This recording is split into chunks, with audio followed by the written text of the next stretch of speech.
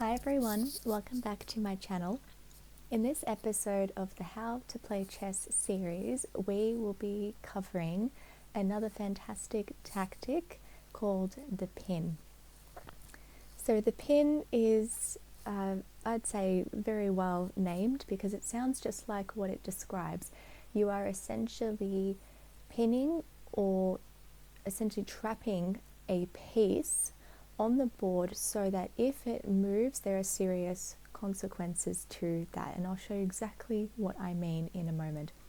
So a pin in chess means that you, on your very next move, you move to a position where if your opponent moves, then a more powerful or valuable piece will then be under attack. So I'm going to show you what is called an absolute pin, and I'll show you exactly why right now. So if we look at this board position, if white's bishop on c2 moves to e4, this is called an absolute pin. So white is now attacking the queen on c6. However, if the queen moves, then black's king is now in check, and this is an illegal move. So this is a very, very good move for white because black has no other option. The queen is pinned, cannot move. The best thing that black's queen could do in this position is actually capture the bishop on e4, but you'll notice that white has defended the bishop with the queen on e2. So really, white has just won black's queen. So you have to be very careful when you play chess. As I said in my previous video about the tactic known as the fork, you have to do your best to anticipate your opponent's moves, because this can happen at any point in a game and you could lose your queen, you could lose a rook in this situation, because the king, as we have discussed, is the most powerful or important piece on the chessboard, and when the king is lost, the game is lost. So this is a case of an absolute pin, very, very effective, and this is a fantastic way to win a queen, a rook, a bishop, a knight, maybe even a pawn, if you really want to win a pawn. So I might just change the board position now slightly and give you all an example of a pin that isn't absolute, but you will still win a more valuable piece. So how about, let's do this. Bear with me one moment. Okay, let's try this. Just add some pawns as well. Okay, so let's say the queen was, where was the queen? Queen was on c1. Okay, let's change the board position a little bit. So if you look at the positional, or the position I should say, that we currently have, a really good pin could be here on a5, but that wouldn't work because there's too many defenders. So let's just say it's white to move. White now moves from c1 to b2.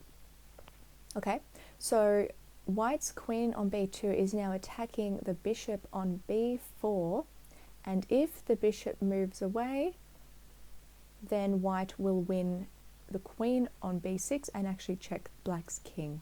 So this is not an absolute pin because the bishop can move away to safety, but then you would lose a more valuable piece. So essentially, I could capture this bishop on the next move. That's really not what I want to do though.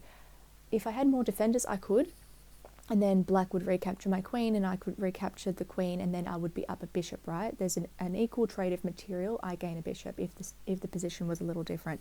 What I'm really trying to do here, reading between the lines, is I actually want to restrict mobility of the bishop.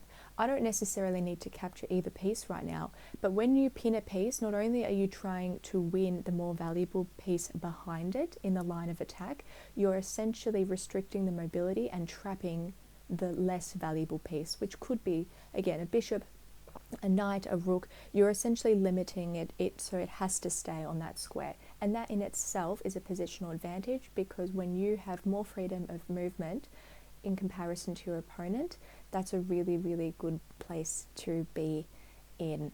So again, if we change the board a little bit, let's just say, again, let me change the board position to something like this, okay? So now the queen on c2 has pinned the rook on f2, because again, the rook can't move because white will now be in check. But if white captures the queen, then black will then recapture. So in this position, black is now at an advantage over white.